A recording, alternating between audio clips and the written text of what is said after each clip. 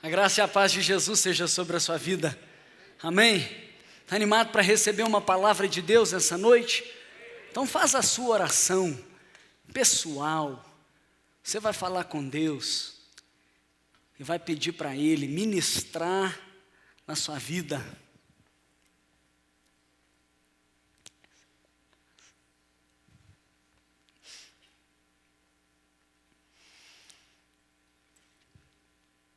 Deus, o desejo do nosso coração é ouvir a sua voz. O que nós queremos, Pai, é firmar a nossa vida como verdadeiros discípulos de Jesus. É agradar ao Senhor, Pai. Peço ao Senhor, Deus, que fale ao coração de cada um. Não deixe ninguém sair daqui sem ouvir a sua voz de uma forma clara e marcante. Toca a vida de cada um, em nome de Jesus. Amém. Amém? Amém. Eu quero começar fazendo uma pergunta para você. Você conhece um carioca? Conhece? Deixa eu ver, quem conhece um carioca? Uau, então tá fácil. Demorou para você descobrir que ele era carioca? Rapidinho. Tem um aqui, ó, na minha frente. Você bateu o olho, você descobriu, Rodrigo? Só de olhar para o cara. Carioca, você não precisa nem pedir para ele contar até 10. Quando ele estiver no 2, você já descobre que ele é carioca. Me ajuda no retorno aqui, por favor. O carioca, você percebe que ele é carioca pelo jeito dele. Né? Muitas vezes brincalhão, pela gíria, fala gíria demais, fala. O carioca, então, quando ele não conhece Jesus, às vezes você tem até que tampar o ouvido, porque eu vou te contar, viu, saem umas palavras que não agrada não. Você percebe que é, fácil você percebe que ele é carioca. Por quê? Por que você percebe que ele é carioca? Porque ele tem algumas características que você não tem medo de falar. É carioca, tá aqui, ó, trabalha com a gente, o Jairo é carioca. E talvez conversando com o carioca ele vai dizer a mesma coisa acontece com o mineiro. O mineiro também, rapidamente você descobre que ele é mineiro, é ou não é, ô Jairo? É. Por que você descobre que ele é mineiro? Está falando aqui, ó, uai, trembão, diminui as palavras. Você percebe também pelo jeito dele, né? Receptivo. Às vezes come pelas beiradas. Não tem como. Não tem jeito. Se você analisar as características, você percebe rapidamente a localidade, não é? O brasileiro, então, quando vai para fora, você já bate o olho, você fala, é brasileiro, é o jeito dele. Cada povo tem uma determinada característica, concorda comigo? Da mesma forma, acontece com os discípulos de Jesus. O povo de Deus. Eu me lembro quando o Jair chegou aqui, eu não sei se ele se lembra, eu falei, carioca. Aí ele falou, mineiro. Eu falei, mineiro nada, quem falou que eu sou mineiro? Ele falou, não, o jeito que você fala é mineiro. Eu falei, quem falou que eu sou mineiro, Jair? Ele falou, Léo, olha só e tal, e começou a falar. E eu falei, não sou mineiro, eu sou cidadão do céu. Quando você entrega a sua vida para Jesus, e você se posiciona como um discípulo de Jesus, chama Deus de Pai, recebe o Espírito Santo, algo acontece dentro de você. A Bíblia diz em João capítulo 1, verso 12, aos que creram, aos que o receberam, Deus deu o direito e o poder de se tornar filho de Deus. E quando você se torna filho de Deus, você se torna um cidadão do céu. Há marcas inegociáveis na sua vida, percebe? Eu tenho visto que no nosso meio muitas pessoas têm chegado, isso é bom demais. Muitas pessoas têm participado conosco, participado das nossas células, participado dos nossos cultos, andado conosco. Assim acontecia com Jesus. Uma multidão sempre estava presente quando Jesus pregava o Evangelho, realizava os seus milagres, quando ele teve o seu ministério terreno aqui. Multidão. Uma certa vez era tamanha multidão que não cabia na areia da praia. Ele teve que subir no barco para poder ensinar, porque estava uma grande multidão. Me ajuda no retorno aqui. Eu estou custando aqui, eu estou ouvindo muitas vozes. Uma multidão estava presente. Da mesma forma no nosso meio, Jesus está nesse lugar. Nas nossas células, Jesus está sendo anunciado. Nos nossos meios de relacionamento, quando a gente se reúne como igreja, Jesus está presente. E o simples fato de Jesus estar presente atrai uma multidão. Tem gente que vem porque um outro convida. Um outro começa a participar porque é curioso, quer ver o que está acontecendo, o que está acontecendo naquela célula, o que está acontecendo no Vox, o que está acontecendo nessa reunião. Tem gente que vem porque é convidado, tem gente que vem porque é curioso, tem gente que vem porque quer ver o que está acontecendo, quer analisar as coisas. A multidão vem. A multidão está presente no nosso meio. Às vezes tem pessoas que falam assim, como é possível, lá no Vox, lá na célula, na Igreja Batista Central, tem pessoas que têm esse tipo de comportamento, que falam esse tipo de coisa, que vão em um determinado lugar que não é muito apropriado para um povo de Deus. Sabe o que acontece? A multidão está no nosso meio. E assim como você consegue distinguir quem é um carioca, você precisa distinguir quem é multidão e quem é discípulo de Jesus. Porque os discípulos de Jesus também têm uma marca. Os discípulos de Jesus também têm algumas características que você olha para ele e você atesta. Esse é diferente. Esse é um discípulo de Jesus. Nós não somos um discípulo de Jesus simplesmente porque a gente crê. Porque quando a gente crê, nós estamos nos igualando a Satanás, aos demônios.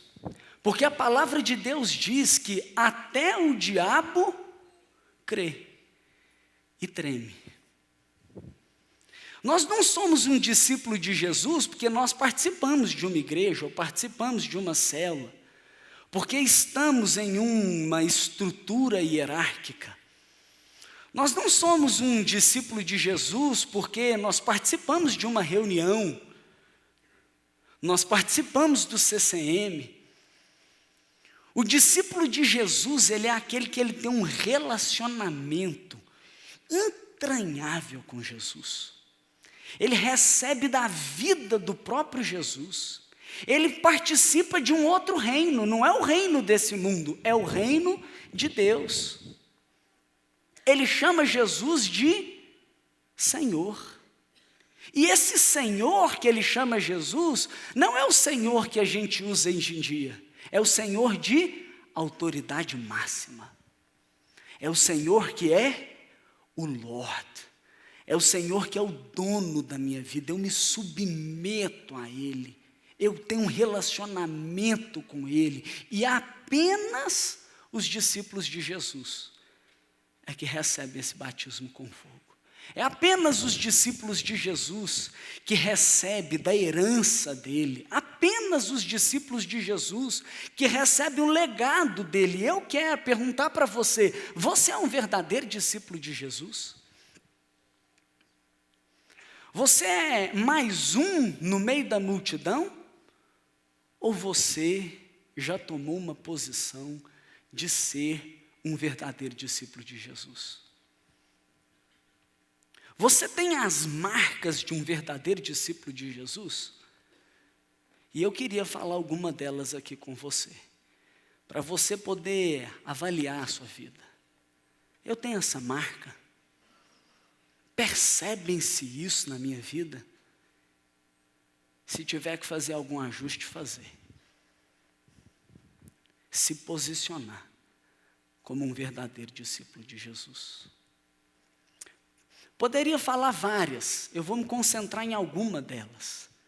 E a primeira marca que eu queria falar para você está em João 8, verso 31. Se você quiser conferir, marcar, grifar na sua Bíblia, está escrito: disse Jesus aos judeus que haviam crido nele: se vocês permanecerem firmes na minha palavra, serão verdadeiramente meus discípulos.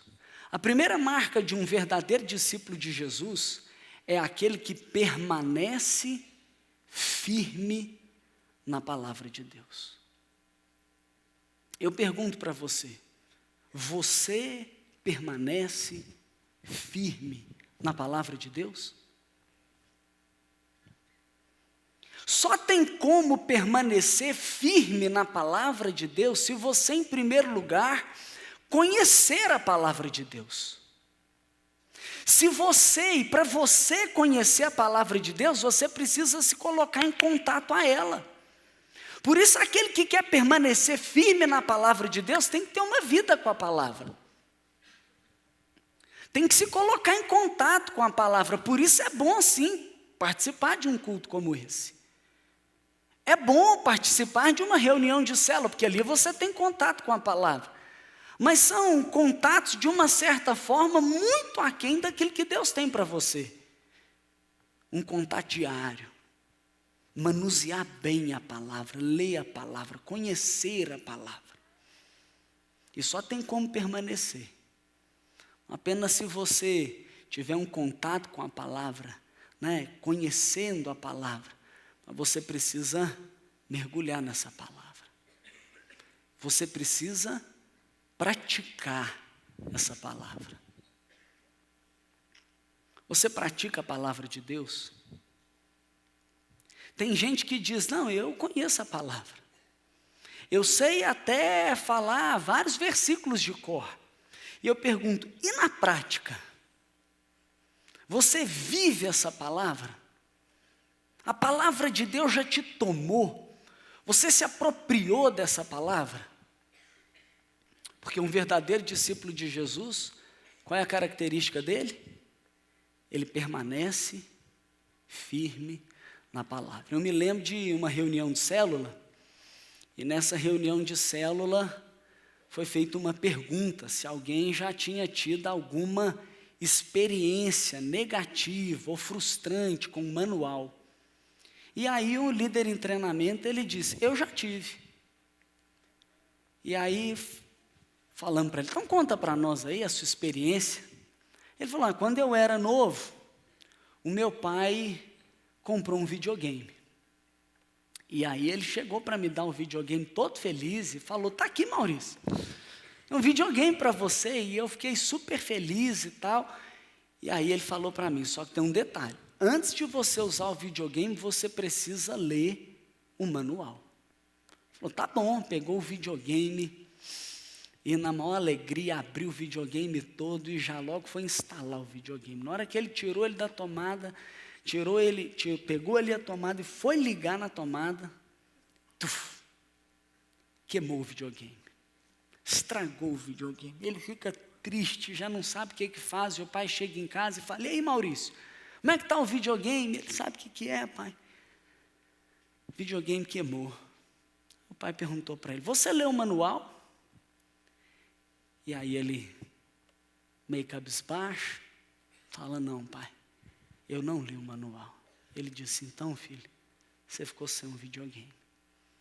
E aí o Maurício disse: a partir daquele dia, todo manual que chega na minha mão eu leio. Já li todo o manual. E ele estava com um carro novo lá, e eu brinquei, depois, e perguntei para ele: já leu o manual, Maurício? E ele falou: já li o manual. Às vezes na nossa vida a gente acha que a gente domina tudo, que a gente sabe, a gente conhece. Eu já sei como namorar. Eu já sei como casar. Eu já sei como lidar no primeiro emprego. Não, eu domino a arte aqui das amizades. Eu sei com quem eu posso andar. Eu sei quem pode ser meu amigo e quem não pode ser meu amigo. Eu sei lidar nas diversas áreas da nossa vida. E às vezes a gente vai tentar viver a nossa vida sem uma experiência com o manual, sem ler o manual, sem conhecer o nosso manual. O manual que Deus deixou para nós. E eu pergunto para você, você já leu o seu manual? A palavra de Deus é o nosso manual. Deus deixou essa palavra para nós como nosso manual. Está escrito aqui no Salmo 119. Ela é lâmpada para o nosso pé.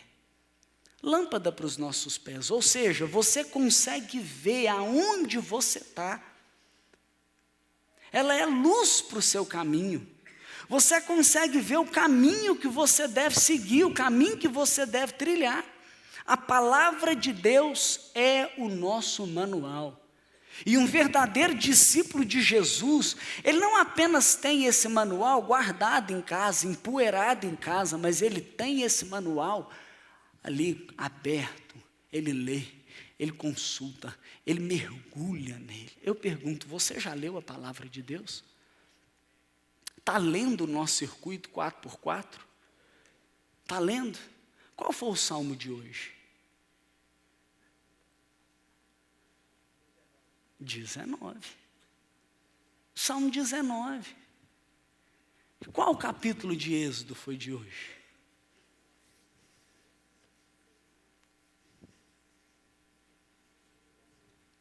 Está pensando aí, né?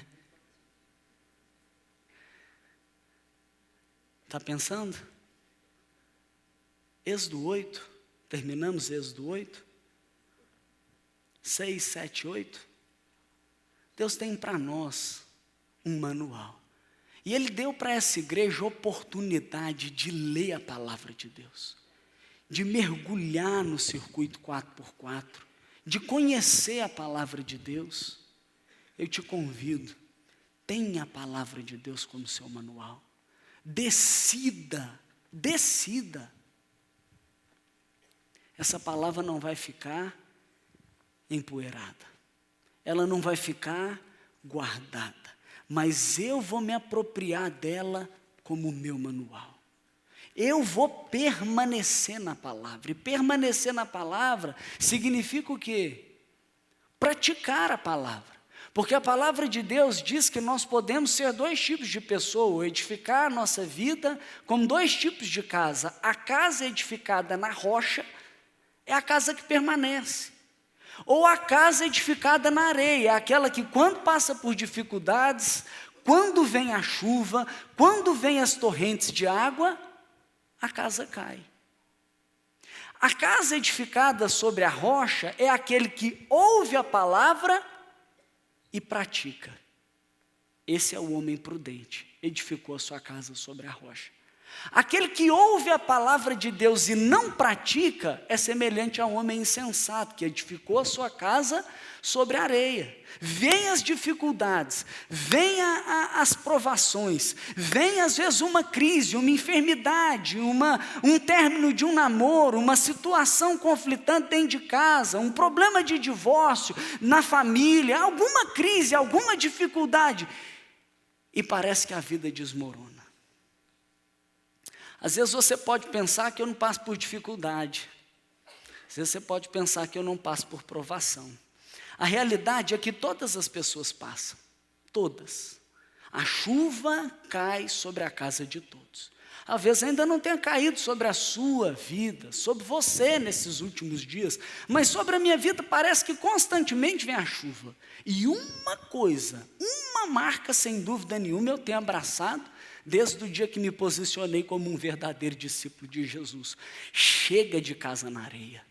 Chega de tomar os tomos da vida. Chega de ver e de assistir aquilo que infelizmente aconteceu com os meus pais, por não permanecerem com a casa na rocha. Chega, a minha casa vai ser edificada na rocha.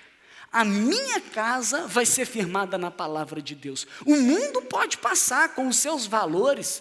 O mundo pode até falar algumas questões aí relacionadas à sexualidade, relacionado com namoro, relacionado com casamento, relacionado com amizade, mas eu fico com a palavra de Deus. O mundo passa, mas a palavra de Deus permanece. Um verdadeiro discípulo de Jesus é aquele que permanece na palavra. É aquele que obedece a palavra.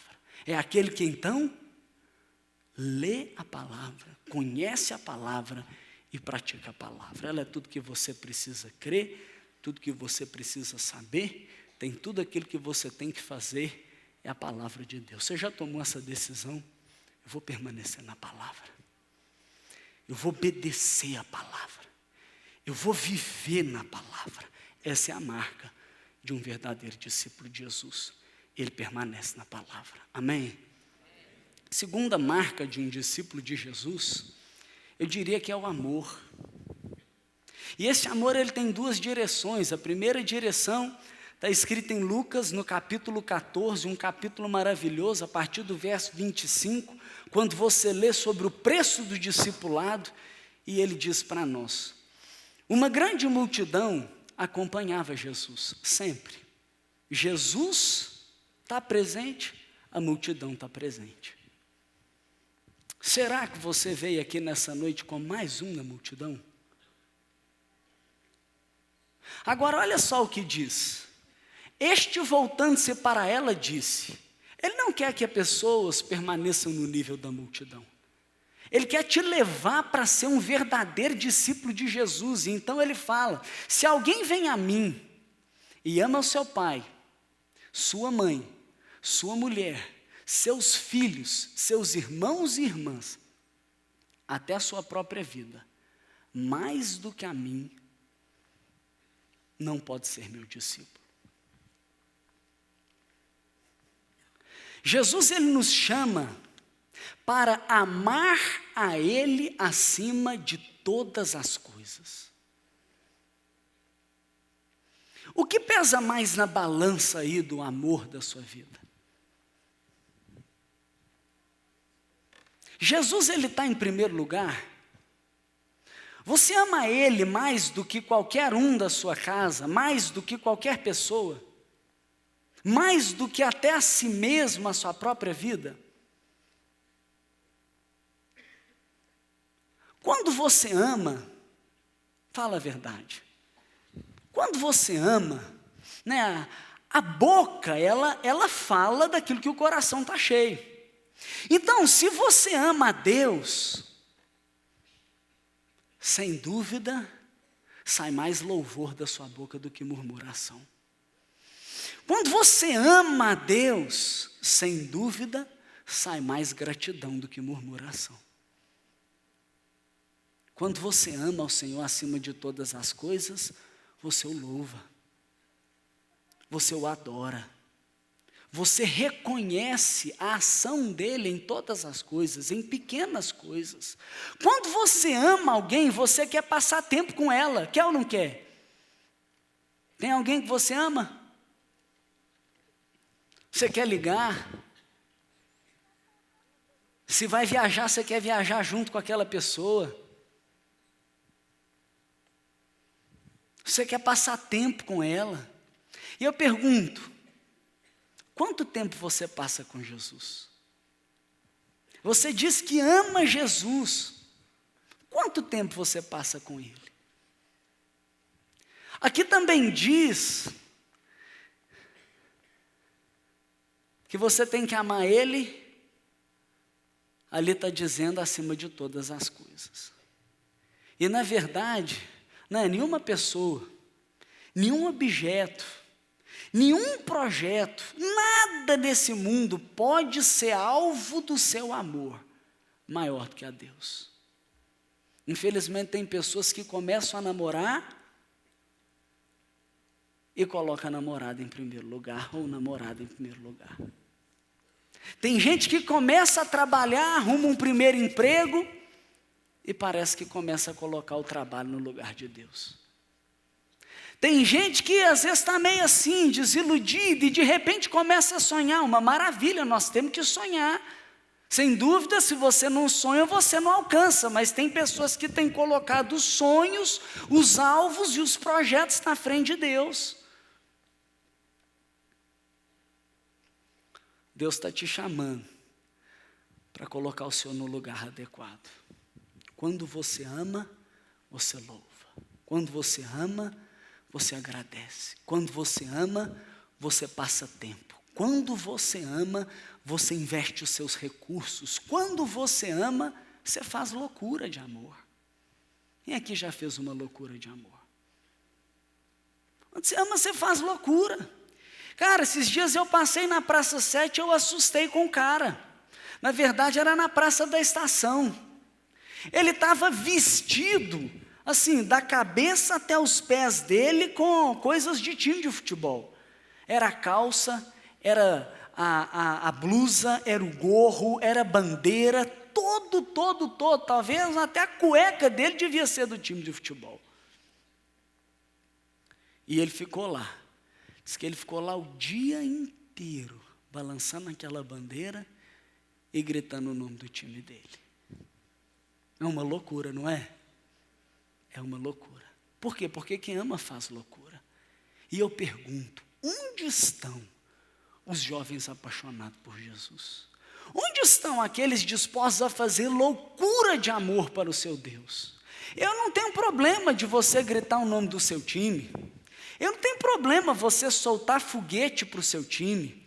Não tem problema você andar pela rua buzinando e gritando o nome do seu time, tudo bem. Mas se você é um discípulo de Jesus, você tem que fazer pelo menos umas 2, 3 vezes mais para Jesus, porque Ele é e deve ser, sem dúvida nenhuma, o maior alvo do nosso amor.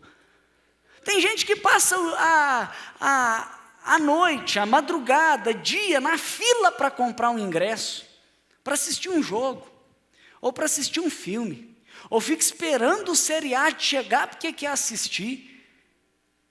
Eu pergunto, se chove, por que não pega um táxi para vir? Num culto, por exemplo. Por que falta a célula? Qual que é o nível de amor que você tem por Deus? Pela obra de Deus, pelo reino de Deus, pelas coisas de Deus. Qual foi a maior loucura de amor que você fez por Jesus? Qual foi? Você tem aí uma lista de loucuras que você fez de amor por Deus? Talvez você tenha que começar, porque o apóstolo Paulo, ele escreve, se enlouquecemos, é por amor a Deus. O amor, sem dúvida nenhuma, nos leva a fazer loucuras, e Deus, ele tem que ser o alvo da nossa loucura. Ele tem que ser. Eu lembro de quando eu vi esse cara lá, buzinando e gritando o nome do time dele, eu falei, eu também sou louco. E fiz a mesma coisa, coloquei a mão na buzina e a cabeça do lado de fora e comecei a gritar, Jesus é maravilhoso, Jesus é bom demais, Jesus te ama, Jesus tem um plano na sua vida. É o mínimo que eu podia fazer. O que eu posso fazer pelo meu Jesus? O que eu posso fazer pelo meu Deus? Eu quero ter uma lista de loucuras por Jesus. Já considerei algumas ali que eu fiz. Me lembro de entrar num ônibus, cheio de policial, pedir licença e falar, eu tenho uma mensagem para vocês, eu posso falar? E o cara mais doido que eu me deu, falou, claro, me deu oportunidade, pode falar. Eu tive a oportunidade de dizer para todos aqueles policiais, essa roupa que você está vestindo, foi Deus que te deu. Porque não há nenhuma autoridade que não seja instituída por Deus. E eu quero dizer para vocês, este Deus tem um grande plano na sua vida. E comecei a falar. Saí de lá feliz. Porque mais uma loucura de amor por Deus. Qual você fez para Jesus? Eu não sei quantas vezes eu tive a oportunidade de pegar um ônibus e pregar num ônibus. Não uma, não 10, não 15, nem sei quantas, muitas e muitas vezes eu dizia, quem sentar do meu lado, eu vou pregar o evangelho. E quantas vezes eu fui lá na frente e falei lá com o trocador, você me dá a oportunidade de dar uma mensagem? Agora eu saí de férias e voltei para cá, feliz da vida, com 2 pessoas que eu ganhei para Jesus e várias que eu tive a oportunidade de evangelizar e falar do amor de Deus. Eu pergunto, qual loucura você tem feito por Jesus? Ele tem que ser o primeiro na nossa vida, a prioridade. Todos os dias Deus nos dá 24 horas. Tem gente que diz que não tem tempo, não é? O meu tempo está demais, mas a realidade é que tudo que é importante ocupa um espaço na sua agenda. Se aprender inglês, eu estava aqui à frente e um parceiro meu veio aqui e falou, Léo, matriculei no inglês. Se inglês foi importante para você, você vai arrumar um tempo na sua agenda. Se tocar guitarra foi importante para você, você vai arrumar um espaço na sua agenda para aprender. Eu não tenho dúvida que se a oração e a intimidade com Deus foi importante para você, você vai reservar pelo menos 1 hora na sua agenda para passar com Deus, porque Ele é o primeiro, Ele é a prioridade, Ele é o mais importante. Amém? Amar a Deus e amar o próximo. Diz a palavra de Deus em João 13:34, João 13:34, 35. Um novo mandamento lhes dou: amem-se uns aos outros. Como eu os amei, vocês devem amar-se uns aos outros. Com isso, todos saberão que vocês são os meus discípulos, se vocês amarem uns aos outros. O amor é uma marca de um discípulo de Jesus. Primeiro, amor a Deus. Segundo, o amor ao próximo. Eu não posso amar o próximo mais do que eu amo a Deus, mas eu também não posso deixar de amar o próximo, porque o nosso próximo e as pessoas à nossa volta perceberão, é marca, é igual o carioca fala 2, vai perceber que você é discípulo de Jesus, se você amar um ao outro. Você tem amado as pessoas à sua volta? O padrão de Jesus, ele é alto demais. Porque ele diz assim, lembra o que foi dito? Olho por olho, dente por dente. Ele fala, eu porém vos digo, amai os vossos inimigos e orai por aqueles que vos perseguem. O padrão do amor de Deus não é só para aquele que faz o bem para nós, é para todas as pessoas. Aquele que você tem afinidade ou não. O cara é gente boa ou não. E sabe o que me deixa assim? Fala, meu Deus, não é possível que não é discípulo? São pessoas que dentro de casa, pai e mãe, irmão e irmã, primo, prima, tio, tia, que talvez devesse ser uma hora alvo do nosso amor. Tem pessoas que estão brigados. Tem pessoas que falam mal. Tem pessoas que não relacionam, que guardam amargura, que guardam rancor. Eu pergunto, cadê a marca do discípulo de Jesus? As pessoas que estão próximas, talvez o secretário, a secretária que trabalha lá com você. Um porteiro do prédio, num restaurante que você vai, um garçom que atende. Como é que você trata? Como você fala? Como você lida com as pessoas? Porque o discípulo de Jesus, ele tem que ter uma marca, é o amor. Maneira que você conversa, que você lida com a pessoa, a sua generosidade de poder atender e ajudar aquele que tanto precisa. As pessoas percebem o seu amor. O mundo diz, não faça com o outro aquilo que você não quer que faça com você. Princípio bom demais. Mas a palavra de Deus fala que é um mandamento áureo. Diz assim, faça com o próximo aquilo que você quer que faça com você. Deus te chama para amar o próximo. O amor é marca de um discípulo de Jesus. É tão importante, tão valioso, que Deus ele se revela em 1 João, no capítulo 4, no verso 8, como amor. E diz que a igreja deve ser a comunidade desse amor. Se você é um verdadeiro discípulo de Jesus, você tem que permanecer na palavra. Você deve amar Deus acima de todas as coisas. E tem que amar o próximo como a si mesmo. Você tem essa marca na sua vida? A marca do amor? Tem alguém que você está brigado? Tem alguém que você está falando mal?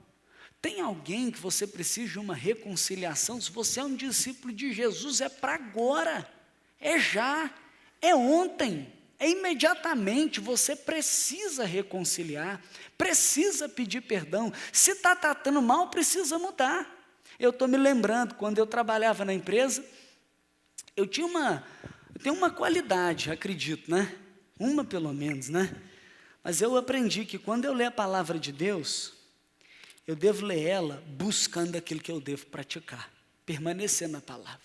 E eu me lembro de um dia ouvir uma mensagem e eu falei, já sei, vou tomar essa prática na minha vida. E está relacionada ao amor. Eu chegava na minha empresa e era assim, essa do mandamento áureo, né? Faça com o próximo aquilo que você quer que faça com você. Pensava, eu estou com sede, eu vou pegar uma água. Eu já perguntava para as pessoas ao meu lado, gostaria de uma água? Quer uma água? Eu dizia, poxa vida, aquela pessoa não me cumprimenta. Eu tomei uma decisão, eu vou cumprimentar aquela pessoa. Tudo bem? Então como é que estão as coisas? Está tudo jóia? Às vezes eu estava precisando de ajuda e eu falava, eu vou fazer com aquela pessoa aquilo que eu quero que faça comigo. Você precisa de ajuda? Coloque em prática o amor na sua vida. O que você precisa fazer dentro da sua casa? O que você precisa fazer com as pessoas da sua escola, da sua faculdade, do seu ambiente de trabalho? Demonstre esse amor, porque é marca de um verdadeiro discípulo de Jesus. Eu me lembro de chegar na casa em que eu alugava um apartamento, e um quarto dentro de um apartamento, e tinha a dona ali do apartamento. Eu cheguei em casa uma vez e ela virou para mim e falou, Léo, eu preciso fazer uma pergunta para você. Eu falei, o que foi? Talvez devia ter uma semana mais ou menos que eu estava lá. Eu falo, você é diferente. O que você tem de diferente? Eu percebo alguma coisa de diferente na sua vida? E eu pude com a maior alegria virar para ela e dizer, sabe o que é, Helenice? Eu sou um discípulo de Jesus. É assim que tem que ser. Você precisa deixar a marca de um discípulo de Jesus por onde você passar, e uma dessas marcas é o amor.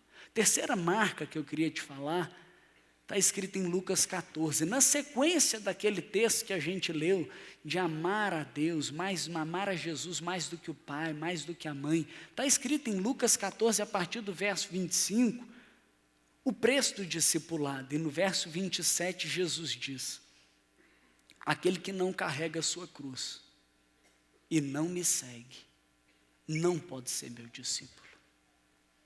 Marca de um discípulo de Jesus é tomar a sua cruz. Tomar a sua cruz. Cada um tem a sua cruz para tomar.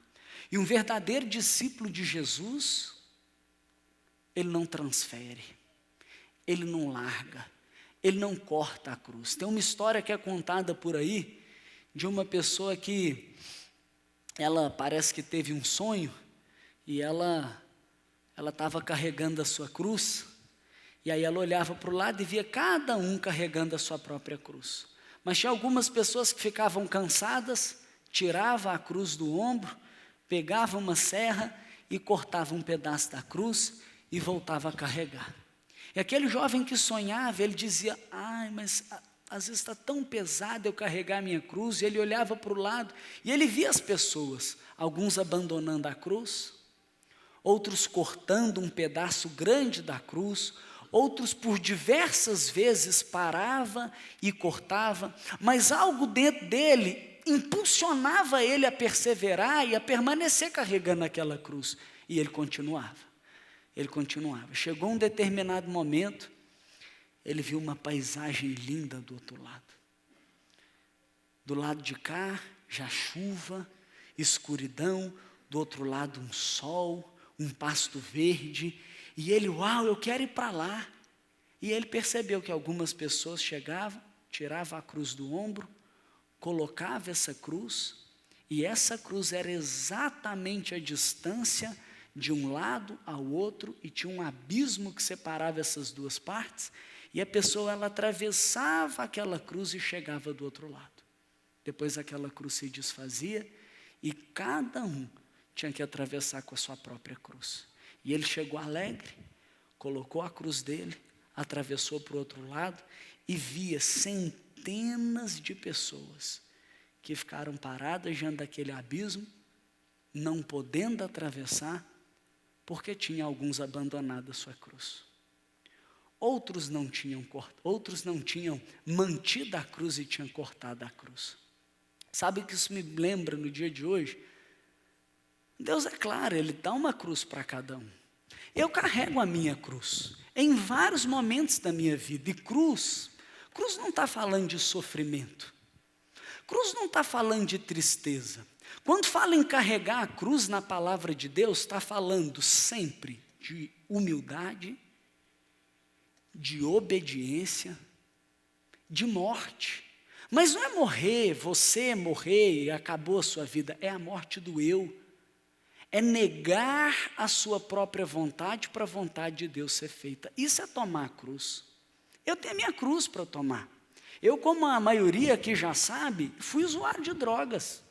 Usava droga antes de qualquer coisa, durante qualquer coisa e depois de qualquer coisa. Era viciado, não apenas em maconha, mas em tantas outras drogas também, como cocaína, como LSD, as drogas que eu era mais dependente, mas fazia uso de crack, fazia uso de êxtase, e era preso nas drogas, eu não conseguia ficar sem. Mas um dia eu olhei para a cruz, e naquela cruz eu vi que Jesus tinha pagado o preço por mim. Eu vi naquela cruz que Jesus, Ele tinha vencido o poder do pecado na minha vida. E eu tomei uma decisão, a partir do momento que eu me posicionei como discípulo de Jesus. Eu digo não para tudo isso que ofende a Deus. Eu digo não para tudo isso que me afasta de Deus. E eu digo sim para Jesus. E naquele dia, eu decidi tomar a minha cruz. Qual é a cruz? Negar a minha vontade de fumar um baseado, de cheirar uma cocaína, de usar droga. Para quê? Para fazer a vontade de Deus. Entendendo que eu não preciso de nada momentâneo para me satisfazer, porque Jesus me completa. Entendendo que Ele é a minha verdadeira alegria, Ele é a minha paz e o Espírito Santo de Deus vive em mim. Se o Espírito Santo de Deus vive em mim, eu preciso honrar aquele que habita aqui. Eu disse não. Tem gente que fala assim para mim: Léo, mas você nunca mais teve vontade? Eu falo: eu já tive vontade. Mas sabe o que eu faço? Eu tomo a minha cruz. Eu nego a minha vontade para a vontade de Deus ser feita. Você está entendendo? Qual é a sua cruz? Qual é a cruz que você tem que tomar? Cruz fala da vontade de Deus. Jesus, quando Ele foi tomar a cruz, Ele disse: Pai, que não seja feita a minha vontade, mas a tua vontade. Ele pensou até: se for possível, afasta de mim esse cálice, contudo que não seja feita a minha vontade, mas a sua vontade. E Ele tomou a cruz. Ele foi obediente. Qual cruz você precisa tomar? Cruz fala da vontade de Deus. Qual é a sua cruz? Às vezes está dentro do seu relacionamento aquela cruz que você tem que tomar.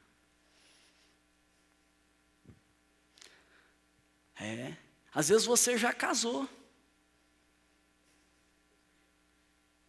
E às vezes é uma seta de divórcio na sua mente. E Deus fala: nega a sua vontade e faça a vontade de Deus. Às vezes você está pensando aí num relacionamento. E às vezes está de olho numa pessoa, ela não conhece a Deus e nem anda com Deus.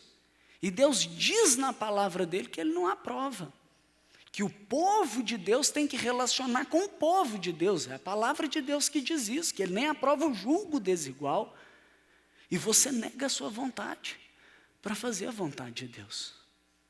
Eu vivi uma vida também, antes de conhecer Jesus, de acordo com o curso desse mundo. Eu tinha relacionamento sexual antes do meu casamento. Eu entendi aquilo que a palavra de Deus tem para mim. E eu me converti, eu posicionei com o Senhor. Sabe o que eu fiz? A vontade não foi embora. Mas desde o dia que eu me converti, eu tomei a minha cruz. Eu nego a minha vontade para a vontade de Deus ser feita. Qual é a sua cruz? Porque o verdadeiro discípulo de Jesus, ele toma a sua cruz. Nesse mesmo capítulo, no verso 33 está escrito: da mesma forma qualquer de vocês que não renunciar tudo quanto possui, não pode ser meu discípulo. O verdadeiro discípulo de Jesus, ele permanece na palavra, ele ama a Deus, ele ama o próximo, ele toma a sua cruz e ele renuncia também. Renunciar, não estou querendo dizer que você não pode ter nada, nenhum bem material, mas você não pode permitir que os bens materiais te tomem, que eles te possuam, que eles controlam a sua vida. Um cidadão do céu, um discípulo de Jesus, ele tem os pés aqui nessa terra, mas ele tem o coração e a sua mente na eternidade. A Bíblia diz: fixe os seus olhos não naquilo que você vê, mas o que você não vê, porque o que você vê é transitório, é passageiro, mas o que você não vê é eterno. A palavra de Deus fala: não acumule aqui na terra, onde vem a traça, a ferrugem, corrói, consome, mas acumula no céu. Onde está o seu tesouro, também estará o seu coração. Está escrito em 1 Timóteo, capítulo 6, verso 6, nada temos trazido desse mundo, e nada levaremos. Jó 1, 27, nu saí do ventre da minha mãe, e nu voltarei. O que esse texto está querendo dizer é que nós temos que renunciar, que nós não temos que ser apegados às coisas materiais, porque as coisas materiais abafam a nossa vida espiritual. O problema não é você ter, está entendendo, né? O problema são essas coisas te terem. O que Deus está querendo te chamar para fazer é você renunciar. Em que sentido? Não é meu, é de Deus. Eu não sou dono de nada que está nas minhas mãos. O meu carro não é meu, o meu carro é de Deus. A minha roupa não é minha, a minha roupa é de Deus. O dinheiro não é meu, o dinheiro é de Deus. Eu sou um mordomo dele. Eu me lembro de um dia em que eu peguei todas as coisas que eu tinha em obediência ao Senhor, entendendo o que eu tinha que fazer, porque a palavra de Deus diz que um verdadeiro discípulo renuncia. Eu disse: Deus, eu não tenho nada. Eu nem oro assim: Deus abençoa aquilo que... Não, é aquilo que é dele. E eu passei, assim, escrevi no papel, né? Sistemático como eu sou, eu anotei as coisas e eu disse: a partir de hoje eu declaro, pertence ao Senhor. Está aqui, Deus, não é meu. Aí um dia bateram no meu carro. E aí olharam para mim e falaram: não, mas você está tranquilo? Eu falei: é claro, o carro não é meu, o carro é de Deus. Aí um dia roubaram o meu carro. Eu falei: estou tranquilo, o carro é de Deus. Está entendendo a mentalidade como muda? Renunciar. Não deixar que essas coisas te tenham. Por fim, João 15, verso 8 diz: o meu Pai é glorificado pelo fato de vocês darem muito fruto, e assim serão meus discípulos. Eu tenho certeza que é desejo do coração da maioria, né? Poderia dizer de todos: eu quero glorificar a Deus. Se você quer glorificar a Deus, ali tem uma forma muito clara: dando frutos.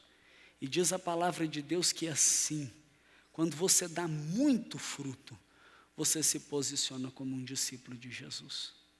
Tem gente que diz que é um discípulo de Jesus, mas quando você olha para a vida daquela pessoa, você não vê fruto. Você não vê fruto, por exemplo, de um arrependimento. Um arrependimento de: eu abandono essa vida velha e agora eu vivo uma vida dedicada a Deus.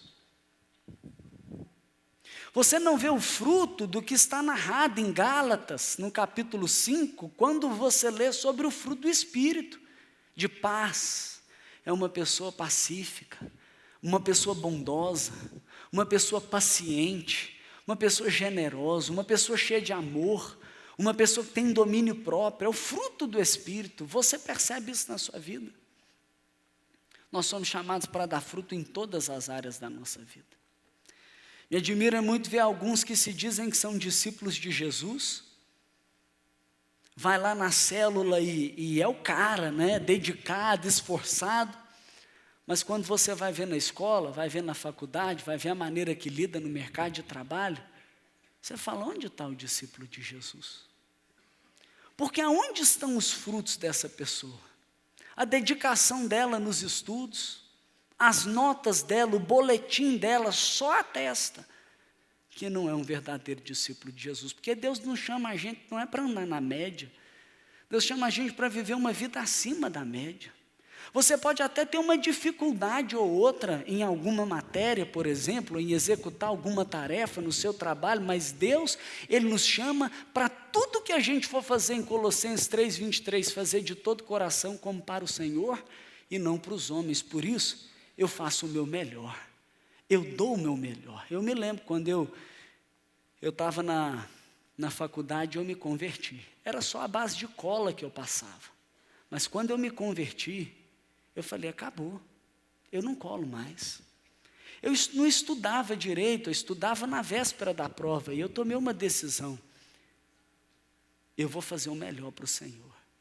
Eu vou estudar, eu vou dedicar, eu vou me esforçar, e tive a alegria de talvez ser um dos melhores alunos da minha faculdade, na minha graduação.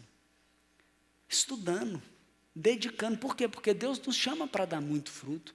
Eu carrego comigo uma grande alegria de a minha mãe virar para mim e me dizer, Léo, a sua vida me fez apaixonar por Jesus. E ela se converter, ter uma experiência com o Senhor. Por quê? Fruto. E o fruto, você não precisa tremer, gemer para dar fruto. É natural. Ele vai aparecer. E como toda semente, ela gera, não é, de acordo com a sua espécie, toda árvore. Você não vê uma videira dando pera, ela dá uva. Você não vê uma mangueira dando goiaba, ela dá manga. Cada árvore gera de acordo com a sua espécie. Da mesma forma, de um discípulo de Jesus, você não vai encontrar outra coisa que não amor, que não paz, que não a bondade, a paciência. Ele dá esses frutos. E um discípulo de Jesus, sem dúvida, ele gera outros discípulos. É o que ele disse para nós. Jesus, ele disse, pregue o evangelho, faça discípulos, leva ao batismo, ensina a obedecer aquilo que eu tenho ordenado. E um discípulo de Jesus verdadeiro, ele gera outros discípulos, ele alcança outras pessoas para Jesus. Tem pessoas que talvez tenham anos que diz que caminha com Jesus, mas até hoje não pregou o evangelho para os seus familiares, dentro da sua casa. Tem pessoas que anos caminham com Jesus, mas até hoje não levou uma pessoa ao batismo. Quando eu me converti, aproveito para dar meu testemunho mais uma vez para vocês, eu fui em todos os meus familiares, todos os meus tios, todas as minhas tias, meus primos e primas, eu fui em todos os meus amigos, os que eu vendia droga, os que relacionavam comigo, e eu tive o privilégio de pregar o evangelho para todos. Na minha empresa, são vários que eu tive a oportunidade de levar para participar da minha célula, de levar para participar de um batismo. Aquele líder em treinamento que eu contei aqui, e ele aprendeu que a Bíblia era o manual dele, eu tive a oportunidade de levar ele para o batismo, de ver ele assumindo a sua célula e ganhando outras pessoas para Jesus. Porque um discípulo de Jesus, ele gera outros discípulos. Eu quero perguntar para você, já concluindo aqui a nossa noite, fechando essa mensagem, as pessoas percebem as credenciais, as marcas de um verdadeiro discípulo de Jesus na sua vida? Você em algum momento já tomou sua decisão? Chega, eu não vou ser mais como uma árvore balançada de um lado para o outro. Chega, eu não vou ser como um peixe morto levado pela correnteza, e nem vou ser como um camaleão que muda de cor de acordo com as circunstâncias. Eu vou me posicionar como um verdadeiro discípulo de Jesus. Você já tomou sua decisão? Sua decisão de permanecer na palavra, seja o que é que o mundo diga, eu fico na palavra, a minha vida é na palavra, eu estou firmado na palavra, porque um discípulo de Jesus permanece na palavra.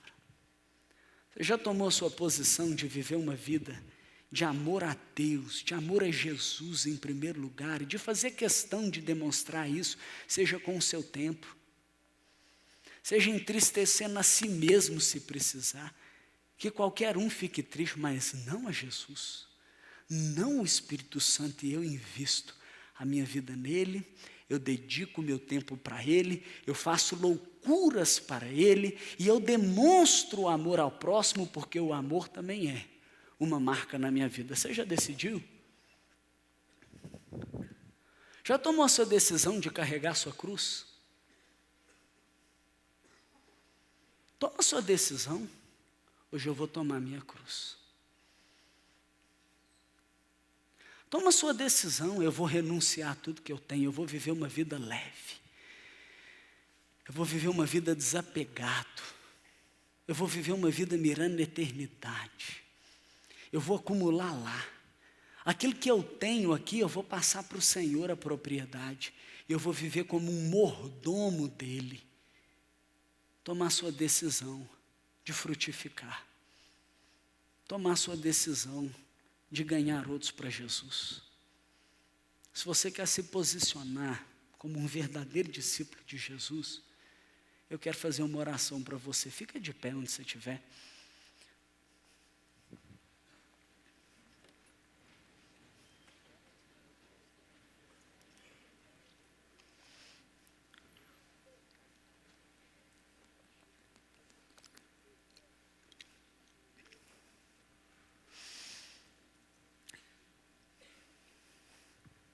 Pai, está aqui o seu povo, Pai.